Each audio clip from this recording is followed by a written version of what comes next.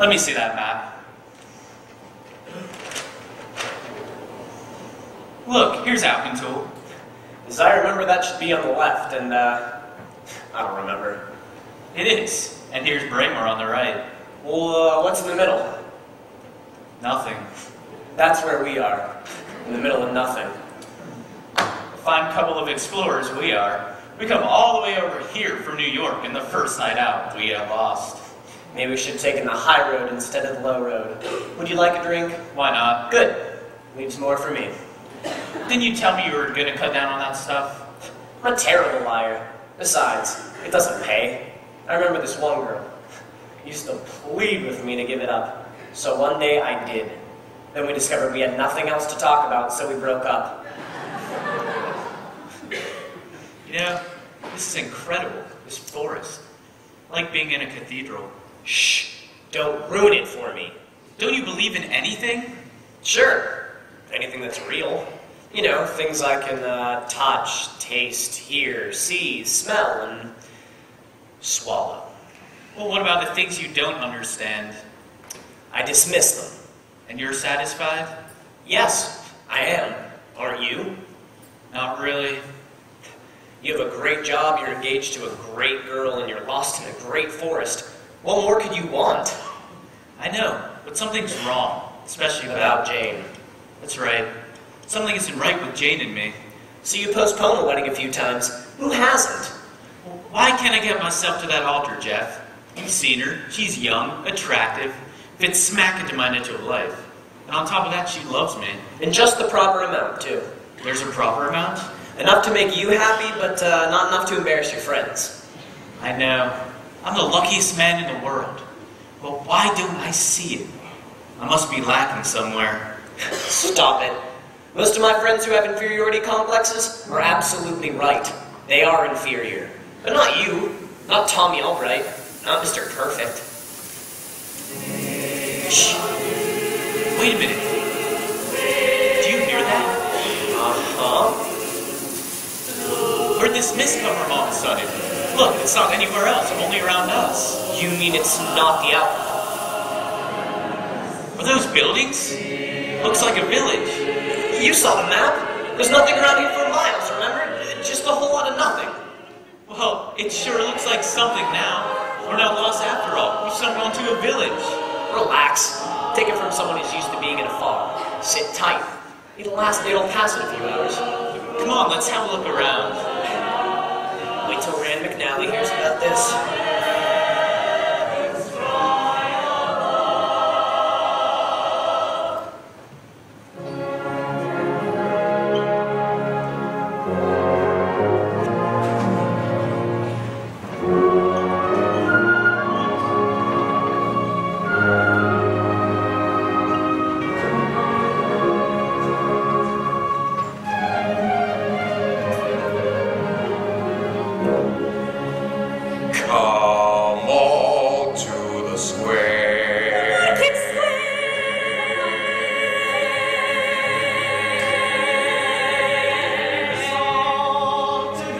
Sitting there at the fair laddie.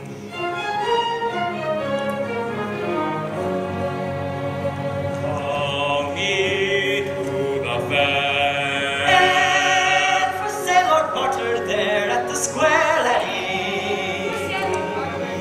At the square laddie.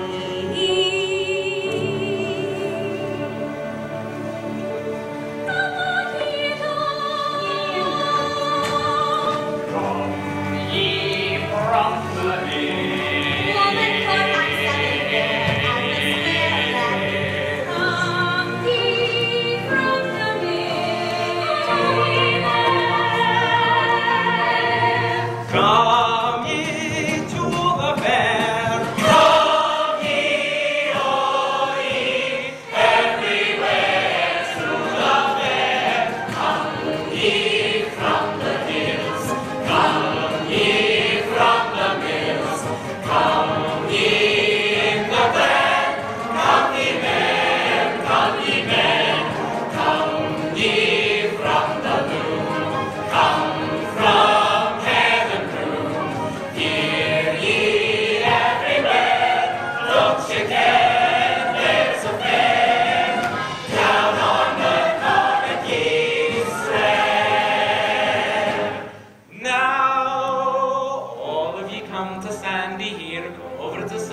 smooth.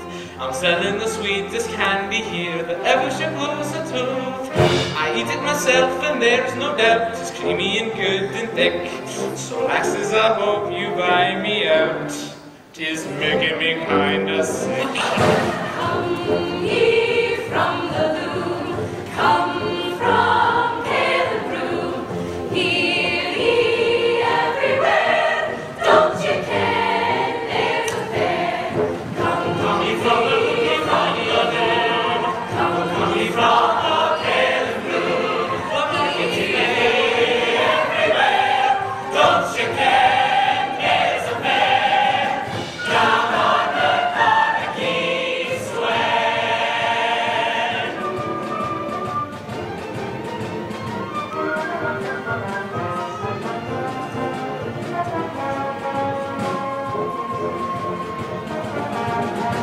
Salted meat I'm selling there at the fair, laddie. Come on ye there. Oh, and come I'm selling there at the fair, laddie. Come on ye there. Come on ye there. Come into the fair. I'm selling a bit of milk and cream. Come sip it and ye will know that this is the finest milk and cream that ever came out of a cow. Oh, fine it is, the price is small, with milk and the cream alike. There's nothing to do but sell it all. The cow when I take it back.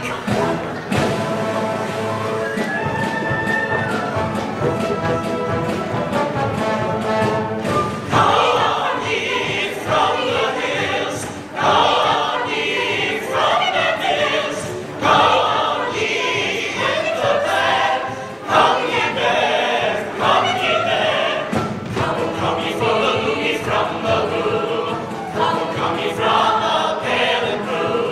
Ye everywhere, don't you care, there's a fair, down on the Carnegie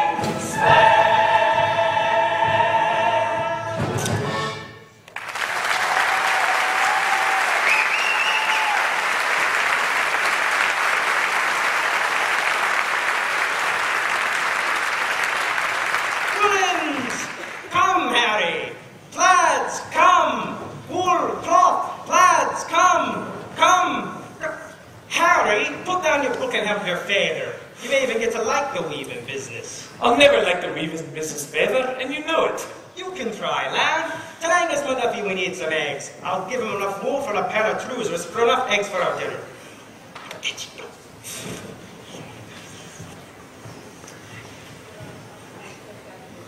Good morning to you, Mr. McLaren. Day, Archie. And good morning to your two bonny daughters. Good morning, Mr. Beaton. Good morning, Mr. Beaton. What would you be looking for, Miss Fiona? A waistcoat for my father, for the wedding. Why, of course. Yang and Charlie Dalrymple are getting married this evening, aren't you, Miss Jean? Hi, Mr. Beaton. Well, if you had to choose someone other than my son, Harry, I'm glad there's a lad as fine as Charlie. Hi, Mr. Beaton. Yeah, he must be as happy as a lark in the glen. Hi, Mr. Beaton. As you can see, Mr. Beaton, Jean is a wee bit short of words today. And 'tis best you didn't talk too much, for when a lass gets married, she must get used to listening and not talking. Oh, I didn't think Charlie will have trouble with Miss Jean here. She's a good maiden. Archie, all maidens are good. So then, tell me, where do all the bad wives come from? Friends, Mr. Lundy has written upon this parchment a few reminders, and he's asked me to hang it in the public square where y'all can see it and be reminded. Aye! And this is the second day of our blessing, and this is to remind y'all of the obligations that we have so gratefully accepted. Aye! So, I shall hang it in the public square, as I told Mr. Lundy I would. Your father likes to take charge of things, doesn't he, Miss Fiona? Aye, especially after everything's been done. Would you have a waistcoat of this, Dr. Philip? Oh, I think so, Miss Fiona. Here, take a look.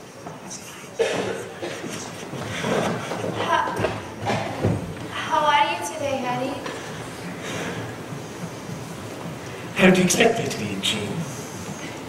It just isn't fair, but Charlie Dalrymple to be wedding you. He's got everything. School in Edinburgh, and now you? And I've got nothing. Harry, take this material back to the house and see if there's a waistcoat of it there. Not want to be doing this my whole life. Stuck forever without you in this peasant village. Son, why didn't you pay attention to Maggie Anderson? You know she has a yearning for you. Oh, Fiona, I feel so sorry for him. I know, darling. Mr. Beaton, you didn't hate me for not loving Hattie, do you? Oh, no, Miss Jean, it's not your fault. I sometimes think that the only woman that could have loved Harry and helped him was his mother, rest her soul. Come, Jeannie. You stay with your feather today. And Fiona, you'll be sure to buy everything that's needed for the wedding supper. I will, Father. And only remember just what's needed. My goal on this occasion is to be hospitable, not philanthropic. You'll be sure to send the waistcoat to the house, Mr. Beaton? Hi, Miss Fiona. Oh, hello, Meg. A jug of cream, please. Mr. McGuffey will be pleased. 'Tis the last buying for a change. Why? When the lads come shopping, they look so fine. I didn't like to ask him for money. But you'll never make a profit doing that. Aye, but to make a lot of friends. Fiona, is this for the wedding tonight? Aye. When are you going to think about marriage for yourself? When I find someone who makes me think of it. It's my belief you should only do it if you and your lad want to stay together fiercely. And get married is the only way to do it that's proper. That's an unusual idea, Fiona. Many a lassie, as everyone knows, try to be married before 25. So she'll agree to most any proposal. All he must be is a man and alive. I hold a dream and there's no compromising. I know there's one certain laddie for me.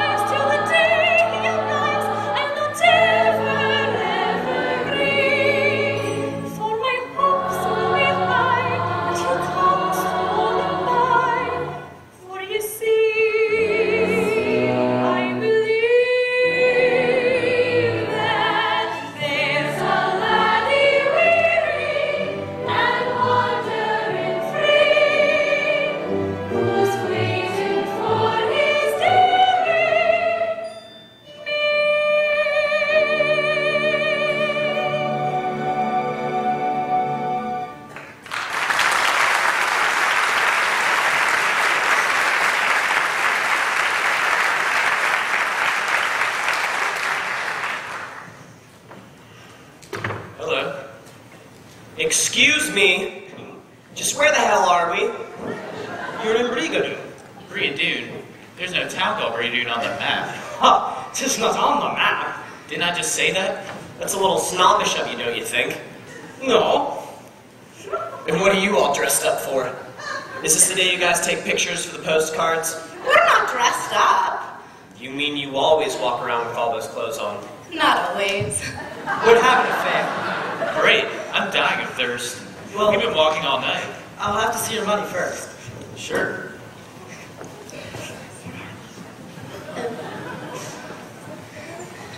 Hey, would you give him a hunk of uranium? Just a shilling. This place is nutty. I'm sorry, but I cannot sell you anything with this. However, if you're thirsty, I'll give you some milk. Never mind. I don't need any favors. I see from the coin you're from England. No, we're from America. Oh, Americans, are you? We didn't mean to act so strangely. We're just a wee bit taken back. People don't come here very often. I can understand why. You look at us like we just dropped in from another world. That amuses you? Aye, very much. Quiet, Meg. Obviously the daughter of two first cousins. Well, you must be tired and hungry. Wouldn't you like something to eat and perhaps a place to lie down and rest before you start back? That sounds great. Thanks. Good. Oh, my name is Fiona McLean. And I'm Meg Brocky. I'm glad you're happy about it. I'm Tommy Albright, and this is Jeff Douglas. Well, Tommy, there's a little tavern on the next street where you can get some food. I'll take you to it, Jeff. You go ahead, Jeff. I'll be along in a minute. I want to call back to the inn first. Oh, is Miss Meg going to take care of you, sir? I think so. Why? Oh, just so you know, I have a pair of trousers here. Fine gladness to replace your own. Replace my trousers? For after the tavern, when Miss Meg takes you someplace to rest, and you just happen to get stuck and rip your own on a thistle. Thanks, old man, but I don't expect to get stuck. Oh, laddie. You didn't know it, but you're stuck already. You can do your selling, Mr. Beaton. Wow. What a place. Is there a phone I can use? Phone? A telephone? I didn't think we have one. No phone. What's with this place? Oh, well, the very bridegroom himself. Bridegroom? Aye. Darling. Oh, he's marrying my sister this evening. Charlie, this is Tommy Albright. He just happened in a little while ago. What? Oh, why, of course, welcome to you, sir. Thanks. Welcome to you. Charlie, here's a bottle of claret. Have a drum of good luck. Ah, thank you, Angus. And you, sir, some claret? Thanks. I think I'll drink this one to Mr. Forsyth. I just hope he knows how grateful I am to him for postponing the miracle for me. What did you just say about postponing the miracle? 'Tis a toast we have here. Aye. And may God bless me as much as I would bless him if I were he, and he were Charles Darling. Just take it down and I'll explain it to you sometime. Wow. That's good stuff. May I... Another. Oh, that was just a wedding gesture, sir. From now on, 'tis for sale only. I already bought some for the supper. Come with me and you can have some more. Lead on, Macduff. Women's plaids. He's an odd lad, isn't he? Aye, has a peculiar accent. Oh, North American women must be like. I do not wonder about women anymore, Angus. I'm not allowed to. Why, that's right, Charlie. You're through with the lasses for good, aren't you? I used to be a roving lad, a roving and wandering life I had. On any lass I found who would try to tie me down. But then one day I saw a maid who held out her hand and I stayed and stayed. And now across the plain I'll go home with Bonnie Jean. Go home, go home, go home with Bonnie Jean. Go home, go home. I'll go home with Bonnie Jean. I used to have 100 friends. went, but when we are wedded, the friendship ends. They'll never come to call, so farewell to one and all. Farewell to all the lads I knew. I'll see them again when they're married too. For soon across the green, I'll go home with Bonnie Jean. Go home, go home, go home with Bonnie Jean. Go home, go home, I'll go home with Bonnie Jean. In Edinburgh I used to know a lass with an elder name was Jo, and every night at 10 I would meet her in the glen.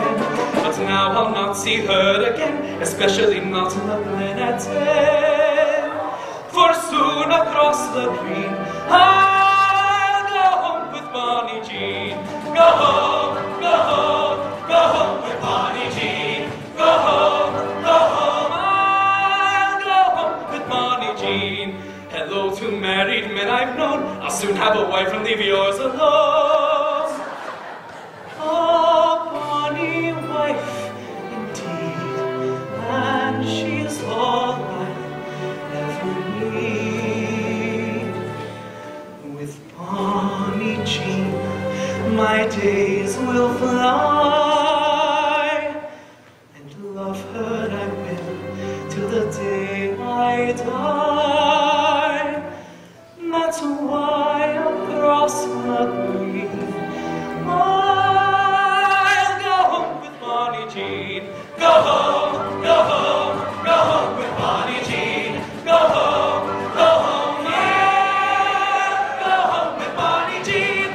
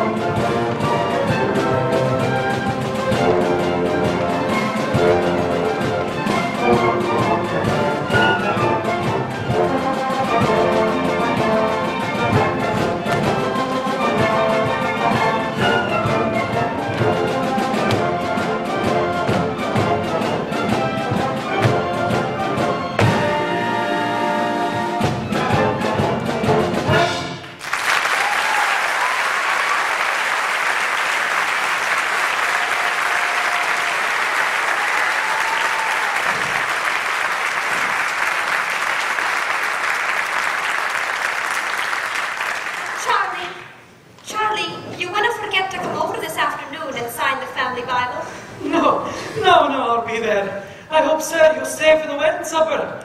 Thanks, but I won't be here that long. Oh, 'tis a pity. Well, what are you going to do all day, Charlie? Rest, dearie. Rest.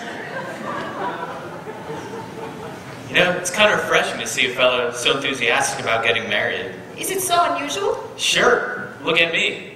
I'm facing the minister next month, and I'm not bubbling over like Charlie. You're getting married? Uh-huh. Oh. Oh, what? Well, I'm very surprised. Somehow you didn't seem like the sort of lad looking to settle down. Well, I didn't say that. I just said I was getting married. Well, if you feel that way, why are you? Because the girl wants to. Is that reason enough? Sure. I don't know how it is in the Highlands, but in my neighborhood, if your woman decides she wants to get married, you better agree right away and save yourself a whole lot of trouble. Why? Because if you don't, she'll either torment you into marrying her for a leaf, or she'll be so sweet about it you'll do it out of guilt. I must say, it didn't sound like you love her very much. Does it? Does it?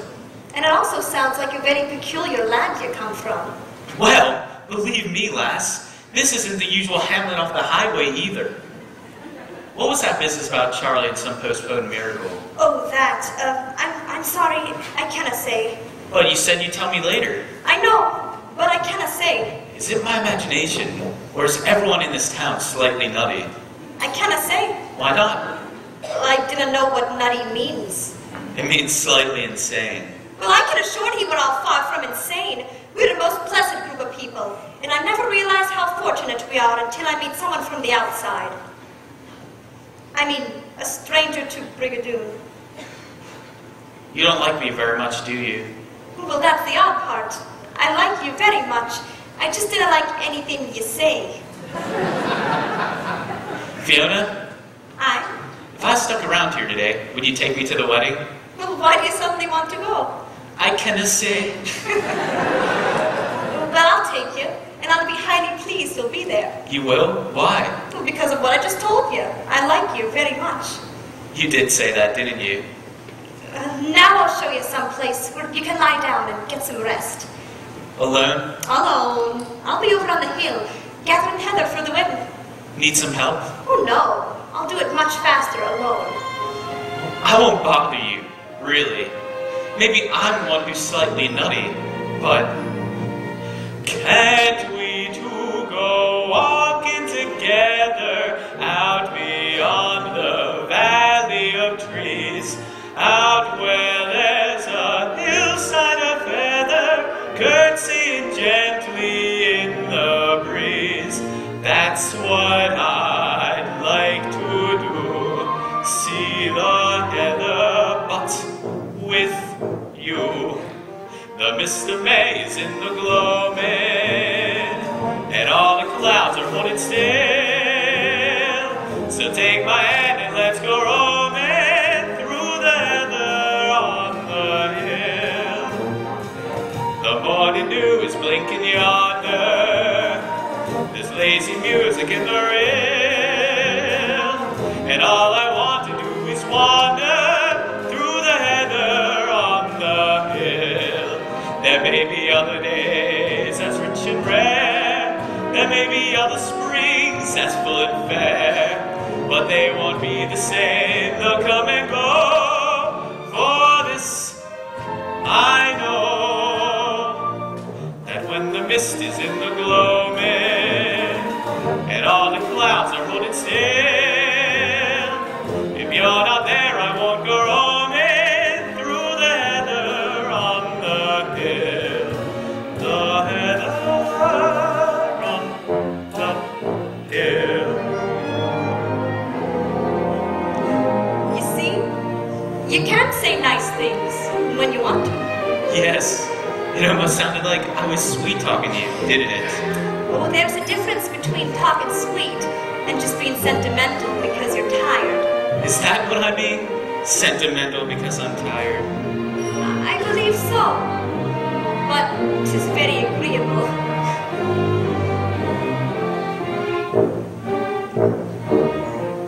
The mist of May is in the gloaming, and all the clouds are holding still. So take my hand and we'll go roaming through the heather on the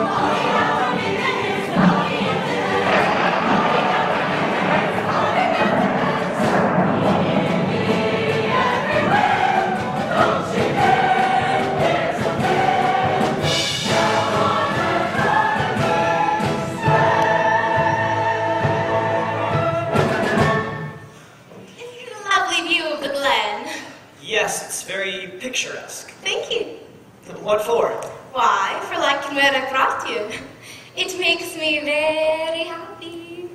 You get happy very easily, don't you? Aye, especially here in the shed. You see, my mother and father met here.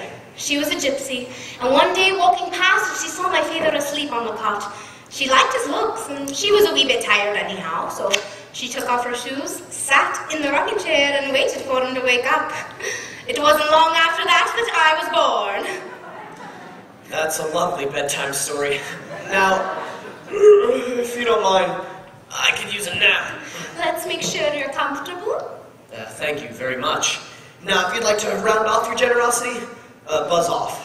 You are a braw and handsome lad. You should see me when I'm rested. I'm almost robust. I just hate to leave you. You better. When I sleep, I make all sorts of odd noises. Who told you? Do you have a wife? No, but I was engaged. Used to be. You're a winning lad, a right winning lad. Look, lass, I'm not sure what you're after, but the answer is no. I want to go to sleep. But didn't you see? I'm highly attracted to you. When I look at you lying on the cot, I feel little tadpoles jumping on my spine. That's repulsive. Now go. Oh, you men are all brutes. You get what you want from a lass and then 'tis farewell. Get what I want? I want you to go away. That's what I'm referring to. I thought you were interested in me, and that's why you let me take you here. You misled me. You have one hell of an imagination. Give me one good reason why I, a strange man, would be interested in you, a strange woman, and at this hour of the day. Because you're a lad, and I'm a lass. With that philosophy, you must have had a provocative career. Aye. I've had a great many heartbreaks. I don't doubt it at all. At 16 years I was blue and sad. Then father said I should find a lad. So I set out to become a wife and found the real love of my life. His name, it was Chris, and the last was McGill. I met him one night picking flowers on the hill. He had lots of charm and a certain kind of touch and a certain kind of eagerness that pleased me very much. So there neath the moon where romance often springs, I gave him my heart and a few other things. I don't know how long that I stayed upon the hill, but the moon had disappeared and so had Christopher McGill. So I went home and I thought I'd die, till father said make another try. So out I went to become a wife and found the real love of my life. He came from the lowlands said he. I saw him and knew he was perfect for me. Just one thing that puzzled me, and it always will, was he told me that he heard about me from his friend McGill. We quick fell in love and went down by the creek. The next day he said he'd be back in a week, and I thought he would, for now how was I to know? But of all the lowland laddies there was never one as low. I told my father the awful truth. He said, what difference? You've got your youth. So out I went mad to be a wife and found the real love of my life. Oh, he was a poet, a rhymer was he. He read me some verse he had written for me. He said they would move me, these poems from his pen, and how right he was because they moved me right into the glen. We stayed till the dawn came and lighted the sky. Then I shook his hand and I bid him goodbye. I never went back, for what I had heard was true, that a poet only writes about the things he cannot do. My pa said, look out for men who think. You'll be more certain with men who drink. So out I went to become a wife and found the real love of my life. Oh, he was a soldier, a fine Highland son. He told me about all the battles he'd won. He wasted his time telling me about his might, for one look at him decided me to not put up a fight. We skirmished for hours that night in the glen, and I found the sword has more might than the pen. But when I was roused and I swore to day, and he thought it was a bugle and got up and marched away. My pa said, daughter, there must be one, someone who's through or too old to run. So I'm still looking to be a wife and find the real love of my life.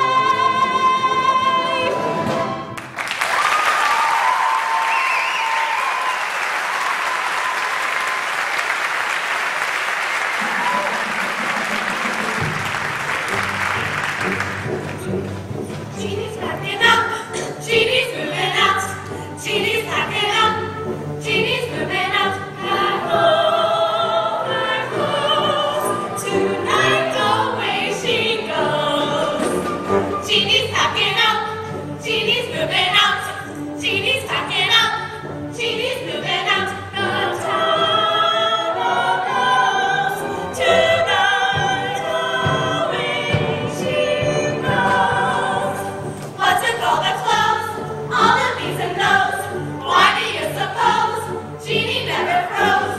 Hangings for her nose, ribbons for her bows, carpet for her home, slippers for her toes.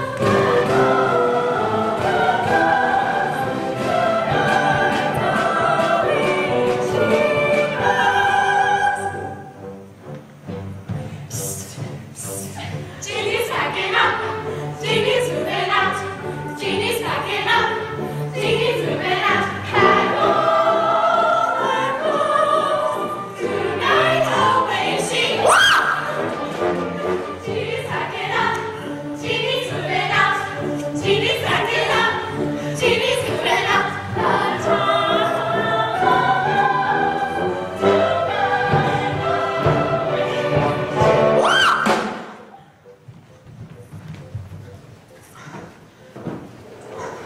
Hi there. Hi, Charles McPherson Dalrymple tonight, the founder of a new clan. Where's Ginny? Charlie, you're not supposed to see Jeannie before the wedding. Aye, it's bad luck. Oh, really? Here it is, Charlie, the McLaren Family Bible. Excuse me. You can sign it right here, under the name of my dear departed wife.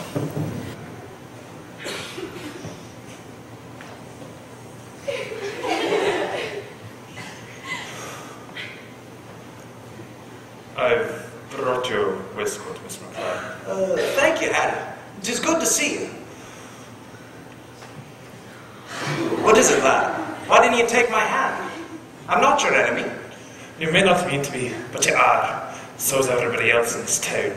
What is it, lad? Why do you hate everybody? Hate? What could I do? What could anybody do but hate when you realize your life didn't mean a damn? I cannot, Jeannie. I cannot go to university. So there's nothing to do but hate everything and everybody in this cursed town. You can never find any peace behaving, lad. It only shuts you off more from the world. And this is only a cursed town if you make it so. To the rest of us, 'tis a blessed place. Well, you can keep it. That was right nice of him to deliver your waistcoat. Aye. Charlie? Charlie, are you still there? Don't obey her, lad. You'll spoil them. Jeannie. Charlie?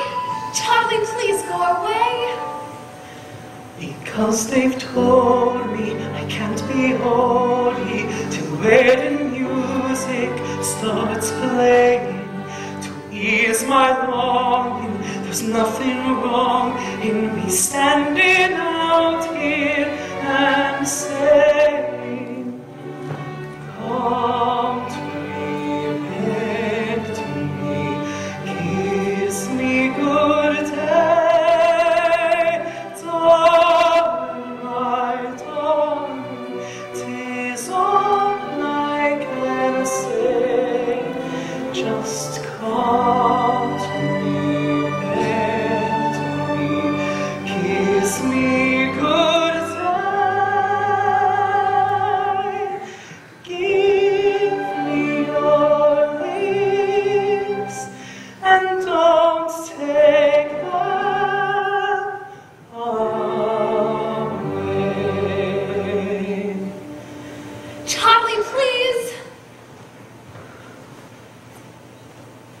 nearly, nearly, so he can hear me. I've got to whisper this softly, for though I'm burning to shout my yearning, the words come tiptoeing of me. Oh, come to me, bend to me, kiss me good day, darling, my darling, 'tis all I can say. Just come to me, bend to me, kiss me good day. Give me your wings and don't take them away.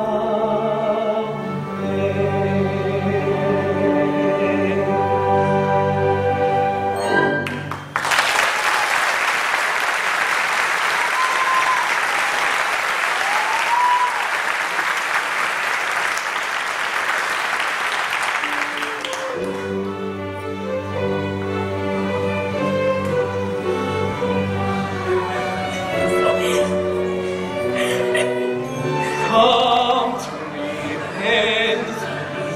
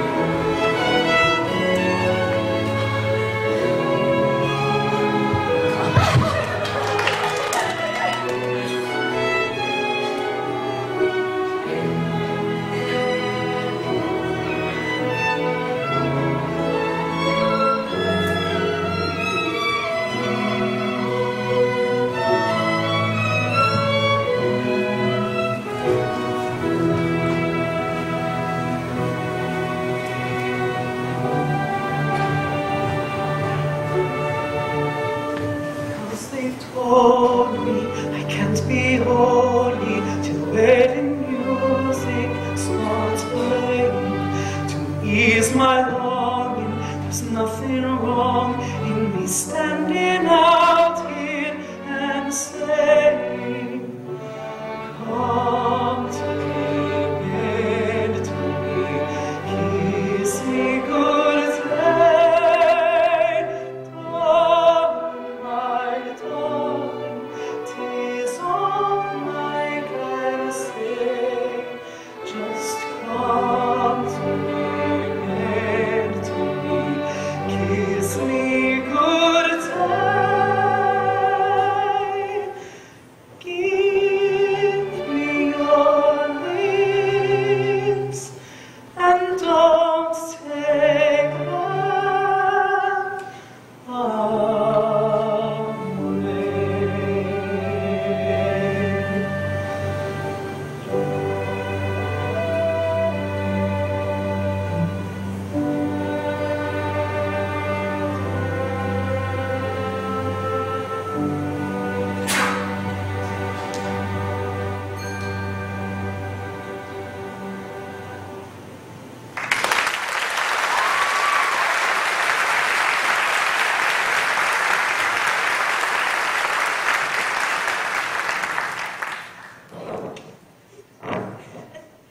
Aren't you going to greet our guest? Greetings. Fiona, where have you been? You know I cannot dress without you. You mean it's time for you to dress? Aye. So come. You see, I knew we were out far too long. I know, but I'm not sorry. Well, wait for me. I shan't be but a few minutes. Fiona! This place is nice. You should have seen the apartment I got. Complete with a built-in lassie. Good day. What the hell happened to you? Thistles. What? Never mind. It's a professional secret. Mine will be ready before we leave. In disregard to everything you've heard about Scottish frugality, their generosity, whew, overwhelming. Well, how do you feel? Surprisingly well. How about you? I never felt better in my life. Yeah, I noticed. Maybe the sun gave me the power, for I can swoop like a lumen and be home in half an hour. Maybe the air gave me the drive, for I'm all aglow and alive.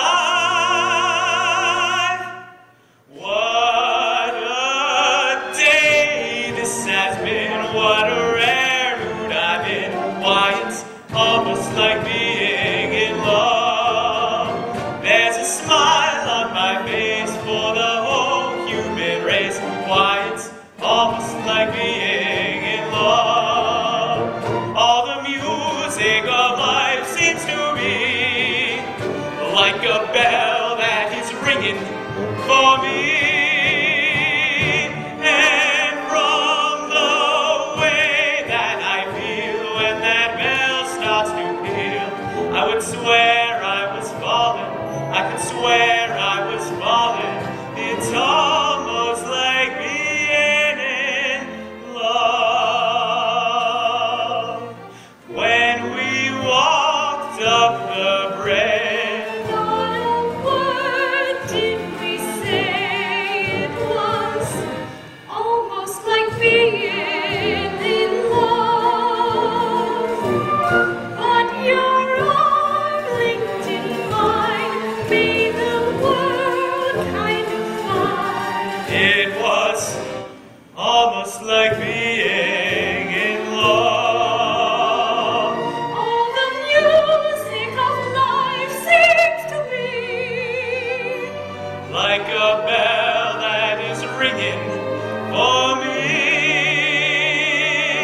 And from the way that I feel when that bell starts to peal, I would swear I was falling. I could swear I was falling.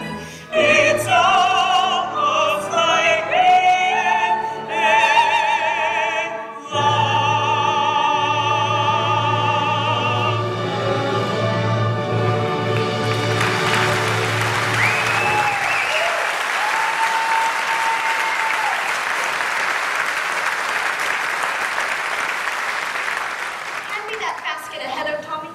Right, darling? Darling? Thank you, dearie. Maybe we should start back. What's the hurry? After all, how often do you... What is it? Listen to this. Married Elizabeth Lang to Anna McLaren, July 2nd, 1769. So? People used to get married back then. Children. Fiona, born October 10th, 1772. And Jean, born April 8th, 1778. And I'm pretty sure they had children. But Fiona's 24 and she's got a sister 6 years younger named Jean. Who they occasionally happen to name after someone. Jean's getting married today. Did you know that? Yeah, there's some guy named Dalrymple. Married, Jean McLaren to Charles McPherson Dalrymple, May 24th, 1796. Now what do you say? Congratulations. Encore. Well, think about it. No Brigadoon on the map. No phones in this whole town. Thanks to Mr. Dumbfaddle for doing something about a miracle. And 3 or 4 other things I passed over while I was out with Fiona this afternoon. What are you getting so worked up about? If these people want to disregard a couple 100 years of human Bing Bang, let them. But I just had the best day of my life. And now I run into something like this. It just doesn't make sense. Maybe goofy people relax you. She's not. She can't be. Fiona! There's gotta be a logical explanation for this. Even logical enough for you. They don't have to give me an explanation. I don't care. Tommy, what's wrong? Is that your name here in that Bible? I and my... Oh, Someone must have loused up your books. Well, come on now. What does it all mean? Is there an explanation or isn't there? there is, but I cannot tell you. Well, is there someone who can? I'd like to know. You must talk with our schoolmaster, Mr. Lundy. Where can we find him? Down the road in a tree. He doesn't live in a tree, Mr. Douglas. Mr. Lundy is a great man. All right, Tommy. I'll take you to him. I had not wanted to, because I was hoping we could have this day together. What's that got to do with it? It is going to be so hard for you to believe what you'll hear. You'll think there's something wrong with us, and you'll leave. I know it. Well, maybe I will, and maybe I won't. Come on, Jeff. Is it informal, or should I wear my three-cornered hat?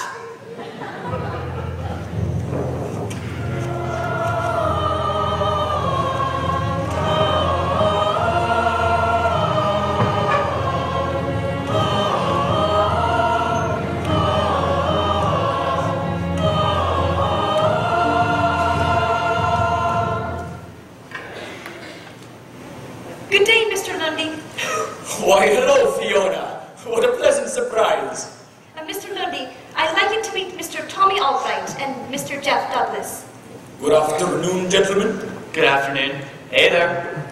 Where do you gentlemen come from? We're from New York. We're from New York. Uh-huh. Yes, New York. I heard ye. Mr. Lundy, I was wondering if you could tell these gentlemen about Brigadoon. They've heard and seen a great deal, and they're very perplexed indeed. Perplexed is right. I would very much like them to know. I would very much like him, them to know. I understand that nobody can talk about anything around here but you. No, Mr. Forsyth could have told me. But I think he's dead. That might get in the way, I suppose. Well, let me warn ye before I begin that what I'm going to tell ye, you may not believe. I've been warned. What happened in Brigadoon was a miracle. And most folks do not believe in miracles. Miracles require faith. And faith seems to be as dead as... Mr. Forsyth? No. If an outsider who chanced to come to Brigadoon were to hear the tale from the lips of someone in town, well, they'd think that lass or lad was daft. So, only I can speak about the miracle to strangers. And of course, no one would think you're daft. Well, they may very well. But when it hurt me, I just pity them. No, this miracle happened. Well, let's see. What's today? Friday. Friday. That means it happened exactly 200 years ago. 200 years ago, the Highlands of Scotland were plagued with witches. Wicked sorcerers who were taking the Scottish folk away from the teachings of God and putting the devil in their souls. They were indeed horrible, distracting women. I do not suppose you have such women in your world. Witches? We have them. We just pronounce it differently.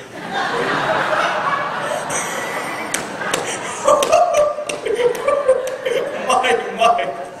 Well, it did not matter. They were not real witches. Because ye and I know there is no such thing. But their influence was very real indeed. Now, here in Brigadoon, we had an old minister of the kirk named Mr. Forsyth. The kindest man in Scotland. I believe he was. No man ever loved his parish as Mr. Forsyth. But he was grown old. And it grieved him that one day soon he would leave all of those so dear to him. So he began to wonder if there wasn't something he could do to protect the folk of his parish from the evils that might come to Brigadoon from the outside world after he died. So one day he came to me and told me he decided to ask God for a miracle. Oh, this part is so nice. I cry thinking about it. Well, he consulted me about it because he knew I had a highly logical mind. And he figured, well, as long as he was going to ask for a miracle, it may as well be a well-organized miracle. So for many days, I walked through the glen with him. And for many nights, I sat with him by candlelight. Finally, on an early Wednesday morning, right after midnight, Mr. Forsyth went out to the hill beyond Brigadoon, and there in the hush of a sleeping world, he asked to make Brigadoon and all of the people in it vanish. The whole town gone, just like that. Aye, into the Highland mist. But not for always. It would all return just as it was, one day every 100 years. The people would go on living their customary lives. But each day, when they awakened, it would be 100 years later. And when we awoke the next day... It was 100 years later? My God. You see, in this way, Mr. Forsyth figured there'd be no change in the lives of the people. Aye, they would not find themselves in any century long enough to be touched by it. This is crazy. So you go to sleep that night and you wake up the next morning and suddenly it's 100 years later. Aye. Well, what happened to, Mr. Mr. Forsyth? Well, we never saw him again. You see, he realized that to ask for such a miracle, some sacrifice would have to be made. Well, what was the greatest sacrifice he could offer? It was to be separated before his time from those he loved. So that's why he went to the hill beyond Brigadoon, where the miracle granted, he would never see Brigadoon again. And all this happened 200 years ago? Aye, lad, which you see is only 2 days ago to us. He had intended to ask for the miracle on Tuesday, but Charlie Dalrymple was in school in Edinburgh and wasn't expected back until Tuesday late. Mr. Forsyth, not wanting anything to go wrong with the wedding, postponed the praying until Charlie got back. Wasn't that sweet of him? Let me ask you something. Suppose someone around here gets fed up and wants to leave. Oh, he cannot leave. Wait, you're saying I have to stay here now? No, lad. But according to the Mr. Forsyth's contract with God. If anyone in Brigadoon leaves, the enchantment is broken for all. And that night, when the people go to sleep, Brigadoon will disappear forever. Look, Jeff, I'm not saying I believe in all this, but just for argument's sake, suppose a stranger came to Brigadoon and wanted to stay. What would happen? No one in their right mind would. No one knows for sure. But they say a stranger can stay if he loves someone. Someone in Brigadoon enough to give up everything. Because if you love someone deeply, anything is possible. Shouldn't I be thinking about getting ready for the wedding, Fiona? Oh, I had. Goodbye, Mr. Lundy. Tommy, will I see you later? No. Yes. I gotta stick around here today and see if this place really evaporates like you say. She's a dear lass. I'm finding that out. Tell me, Mr. Lundy, you're all perfectly happy living here in this little town. Well, of course, lad. After all, sunshine can't peep through a small hole. But at night, when you go to sleep, what's it like? Well, for me 'tis like being carried away in shadowy arms to some far-off cloud. And there I float till morning. And yet, sometimes I think I hear strange voices. He hears voices. I knew it. They say no words I can remember, but they're filled with a fearful longing. And often they seem to be calling me back. I have a feeling I'm here in the outside world. Perhaps there's lots of folk out there like Brigadoon. Well, it's wedding time!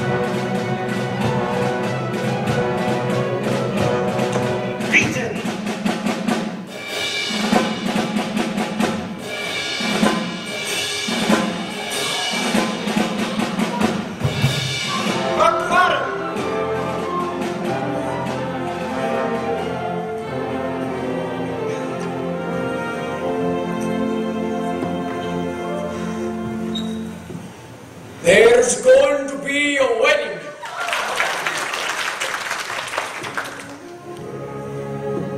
We have no minister in Brigadoon now. In most villages, this would be a calamitous thing. But we know it is a blessing. When there is no minister present, it is perfectly proper, according to the laws of Scotland, for two people to be wed by sincere mutual consent. The promise of love as long as you're both on earth. Go ahead, lad. I shall love you till I die, and I'll make all effort to be a good husband to you. And I promise to be a fine and loving wife. Well, kiss her, lad. Mr. Forsyth, I know would have liked to be here. But if you'll both be good and true to each other, then you cannot help but live in the grace of God. And Mr. Forsyth would have asked no more than that. Are we married now, Mr. Lundy? Are we married now, Mr. Lundy? Aye, lad. You're married. It was a nice wedding. The bride. Aye! Aye! Aye! The bride. Aye!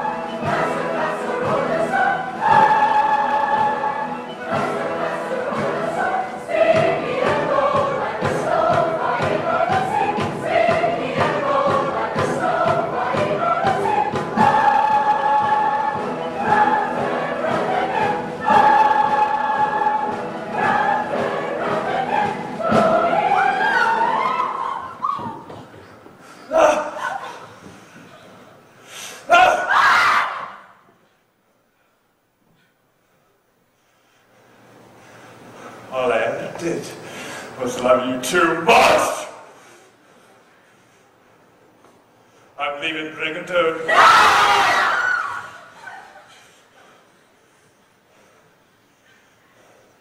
The miracle is over!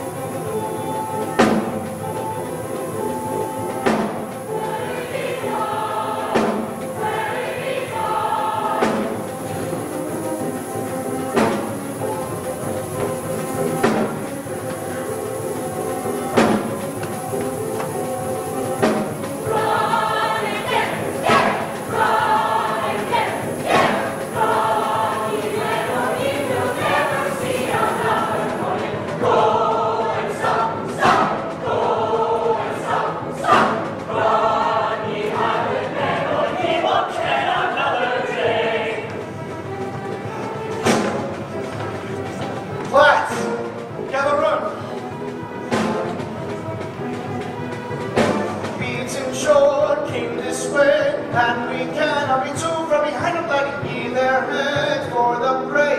Keep your eye over ye when a fighter, laddie. I'll go down to the creek, and by God, if I see him, I'll throw him in his hair. Search the hill to the peak.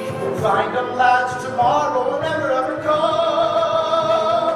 Run and get, run and get, run and get him now, or he won't bow another medal. Go and stop it, go and stop, run behind and get, or he won't get another thing.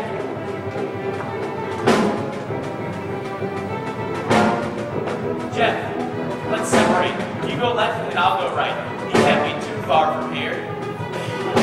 If he comes into sight, hold him fast, many lives are depending on it. This must not end tonight. They must know that tomorrow is really gonna come. Run and get him, run and get him. Spread your group and get, but don't forget that my second. Go and stop, go and stop, run behind the hill, or he won't get another day.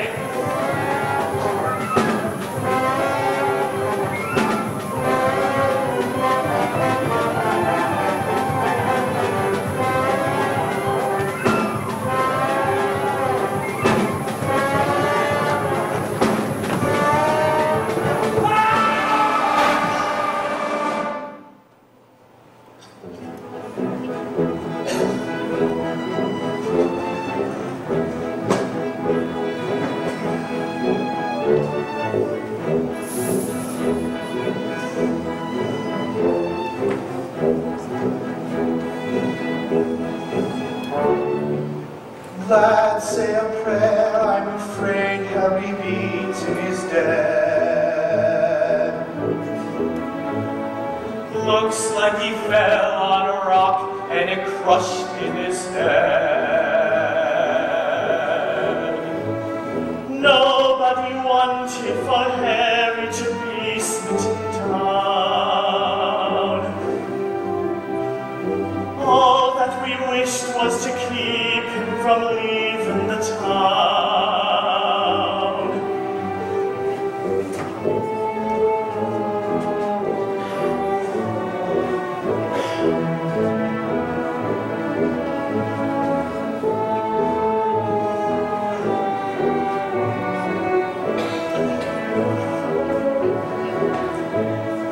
Look ye, I understand.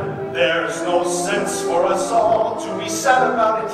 This was clear, God's own hand, and we all should be grateful and glad about it. Though it may be very true what the lad here has said,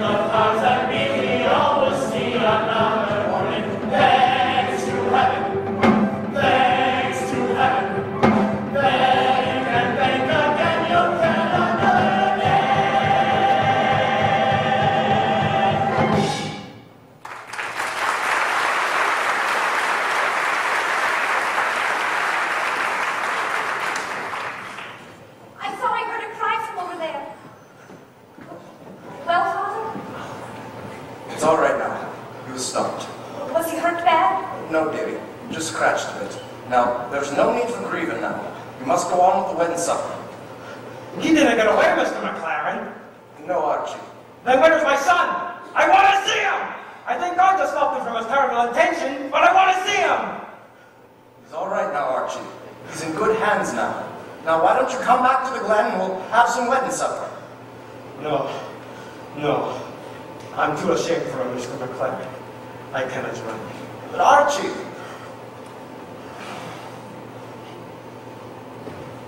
Come, Fiona.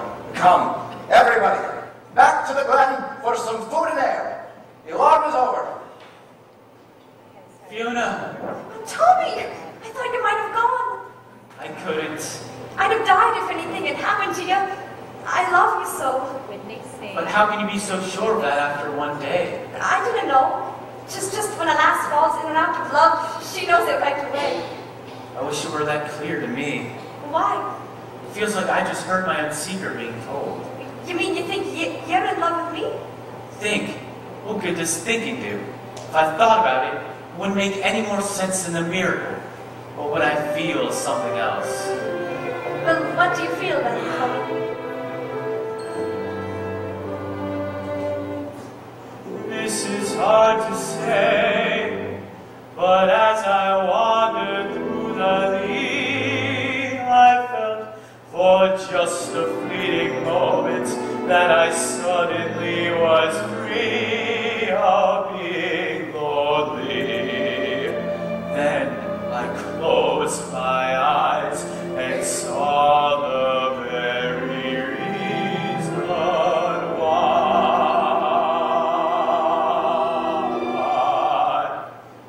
I saw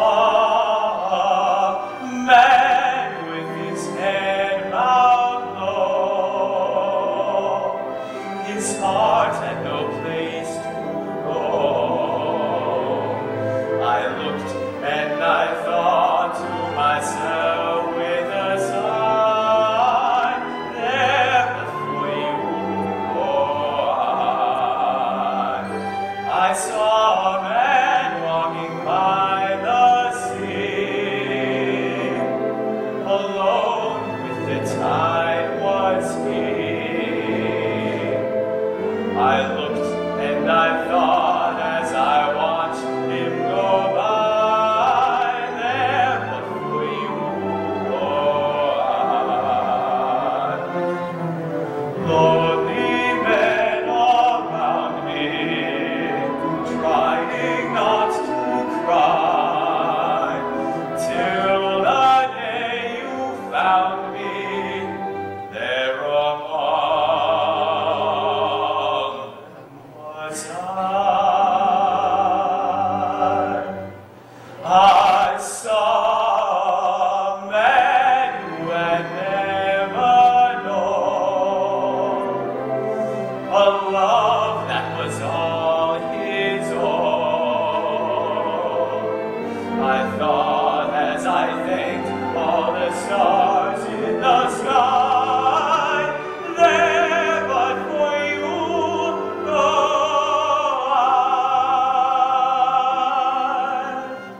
Tommy, I love you, Fiona. I guess that's all there is to it. I've wanted to hear you say it, even though it would be in the last minute of this. The last minute? Soon now, 'tis the end of our day. Fiona, I can't leave you. Not now I can't. Didn't Lundy say someone could stay if he loves someone enough? Well, where do I go? Who do I talk to get a passport to disappear? Tommy!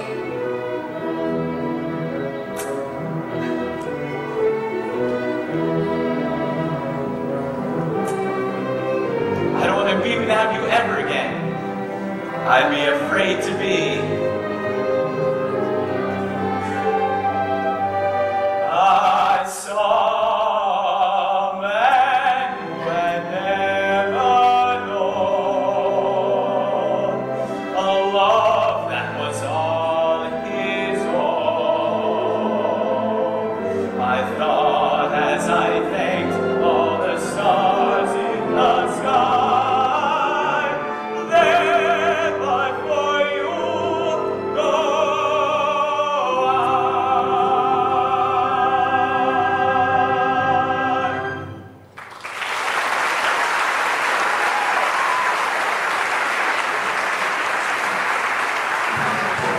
Now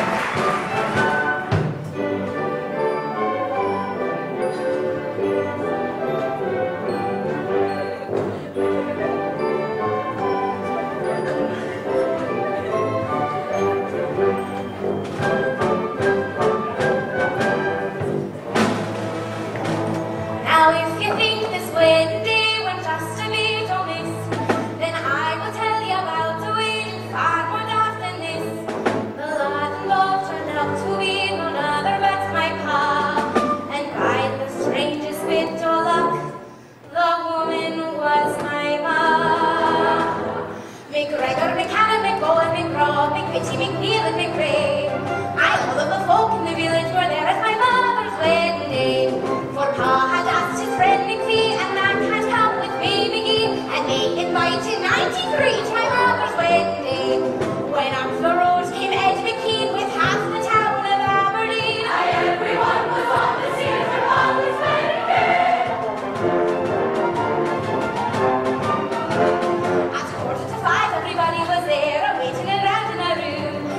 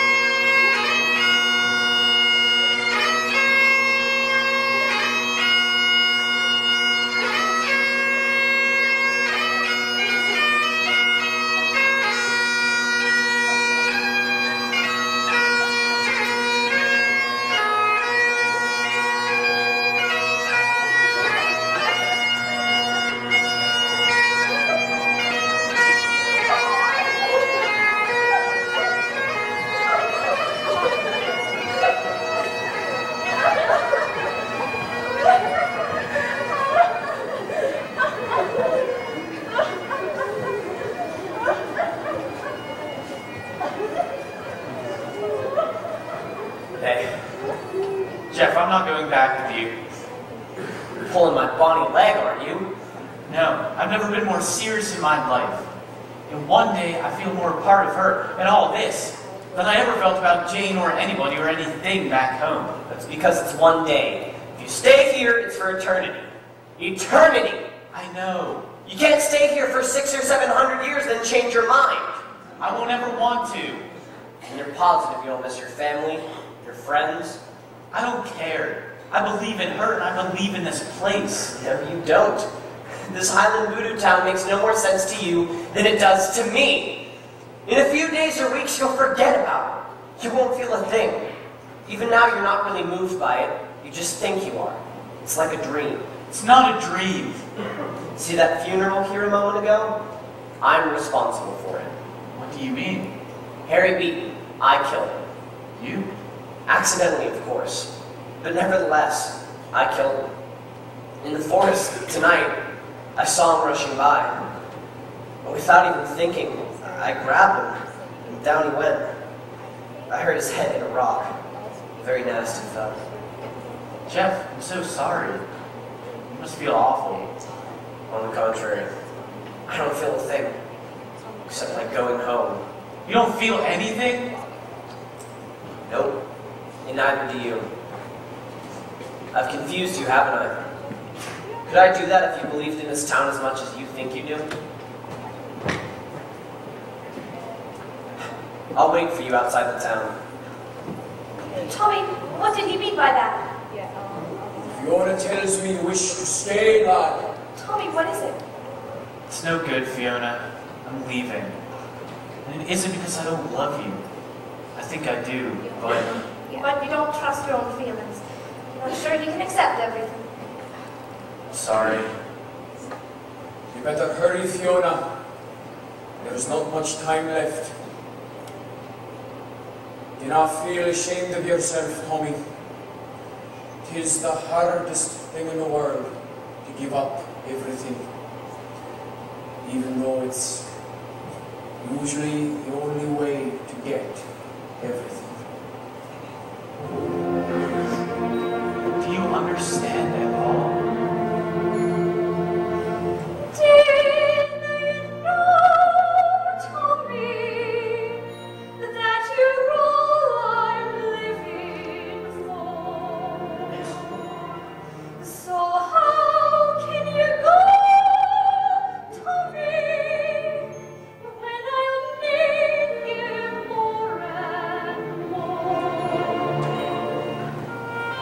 No, Fiona. You won't remember it that way, and neither will I.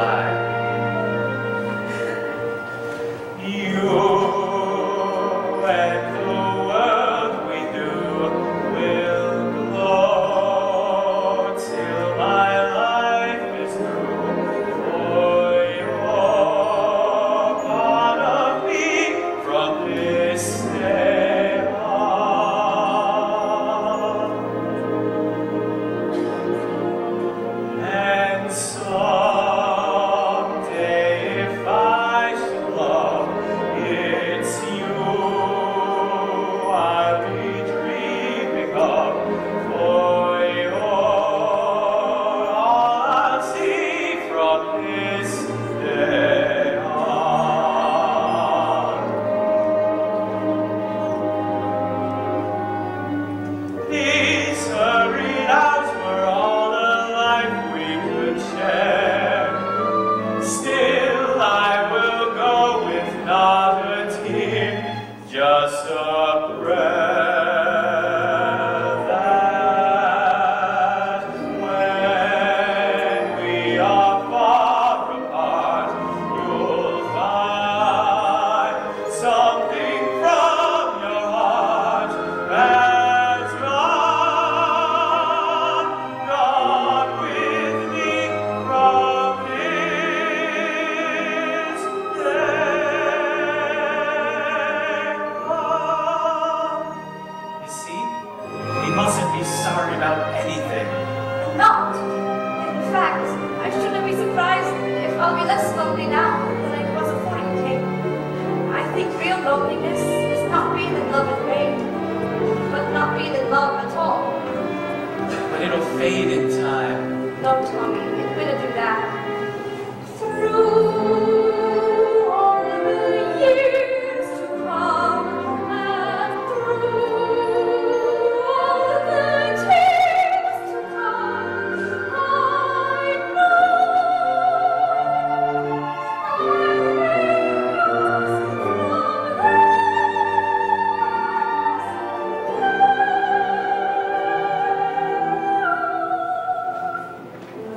Tommy, this is the end of our day.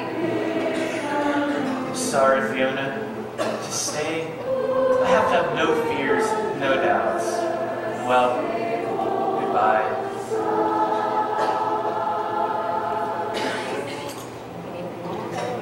Goodbye, Tommy. Don't forget, any day, any night, and always, I love you. I love you. I love you.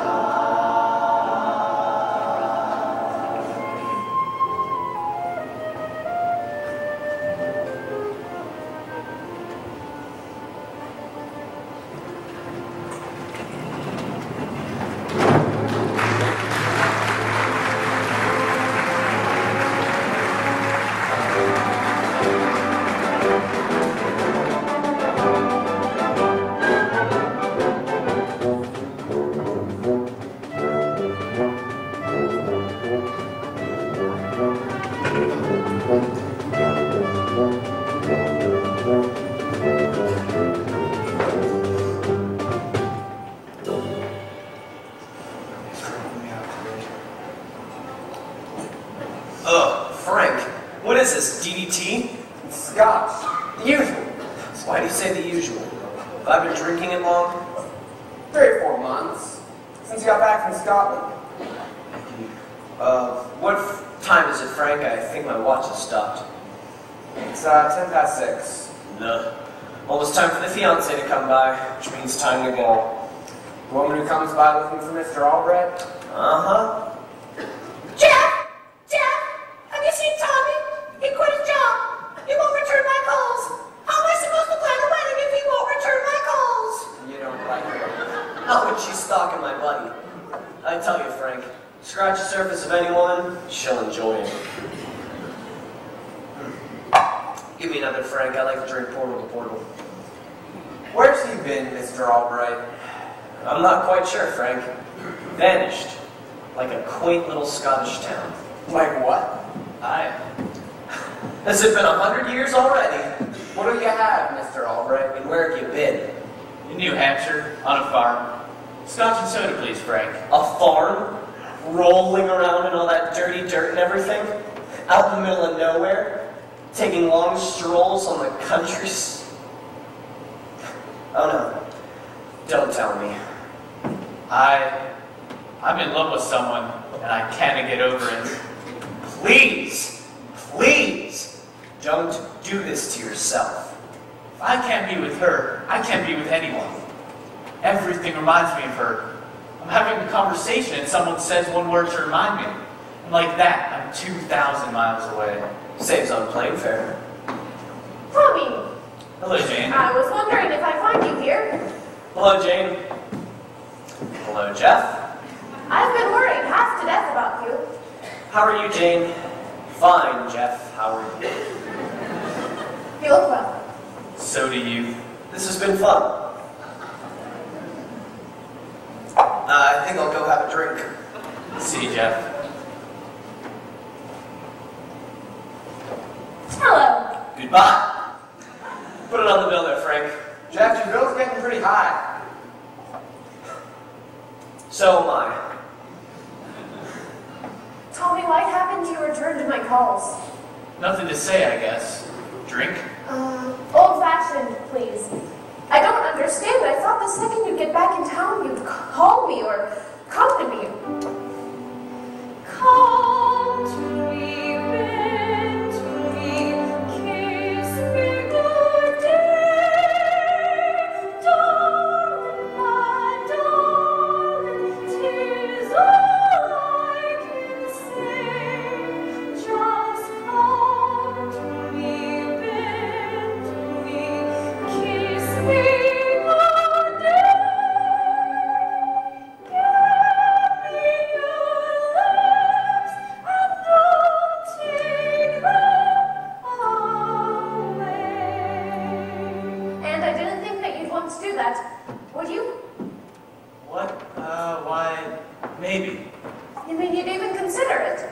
Consider what? Commuting from 60 miles out of New York. No, I don't want to do that. I didn't think so, and I told Mr. Jackson. Who? I just told you, the real estate man. I told him that you'd call him. I can hardly wait. Oh, please do. It's been such a mess trying to arrange everything with you away. Do you still want Jeff to stand up for you? If he can stand. It's just that he's so impossible these days.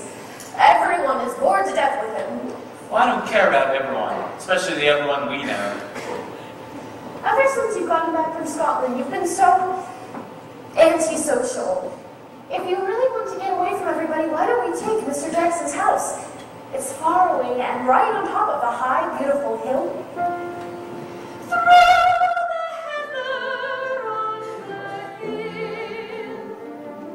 But when the mist is in the gloaming, and all the clouds are on its heel, if you're not there, we won't go roaming through the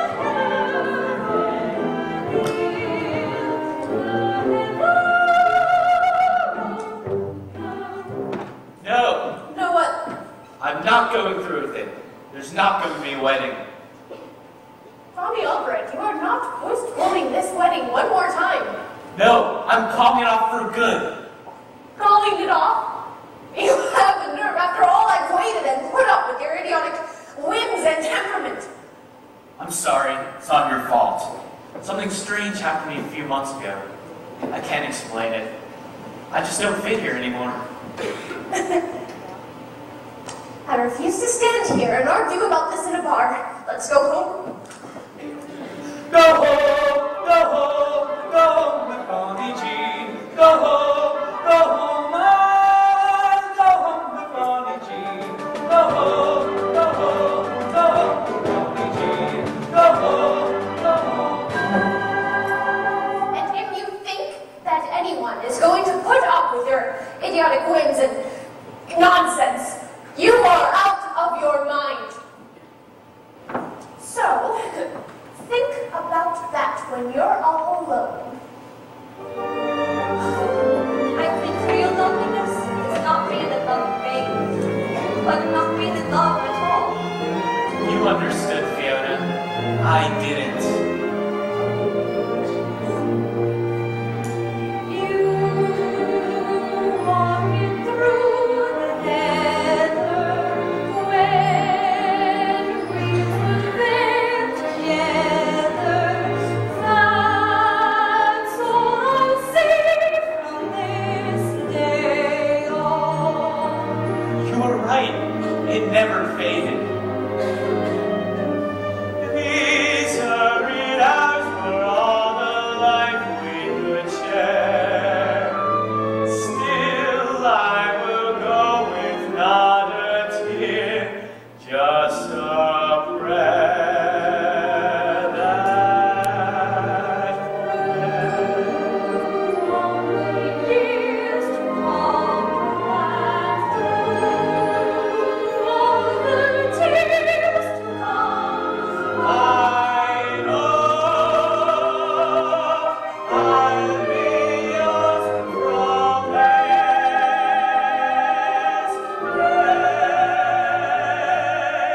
on.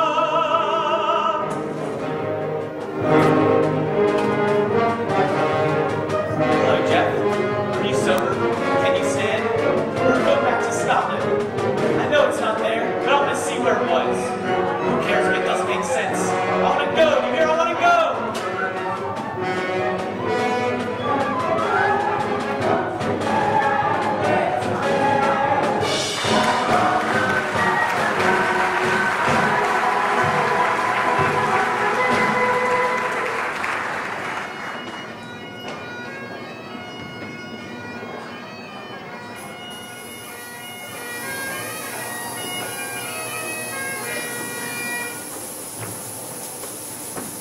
It's unbelievable.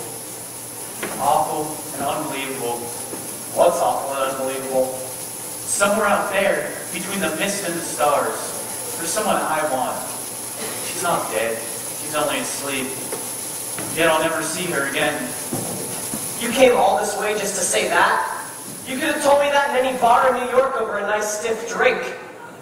I had to come back. She became so alive to me that I had to come back and see for myself that the place really wasn't there. Yeah, this place has become so much like a dream to me that I'd have to work pretty hard to convince myself it happened at all. That's the difference between us. There's a difference between us? I hadn't noticed. I've noticed that sometimes the things you believe in become more real to you than all the things you can explain away or understand. God, why have we got to lose things to find out what they mean? Well, take a last look and let's start heading back. I got lost around here once.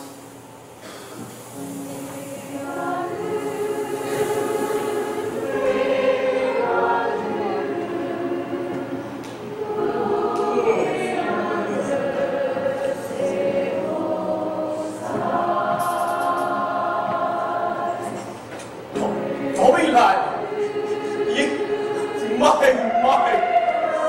You must really love her. You woke me up.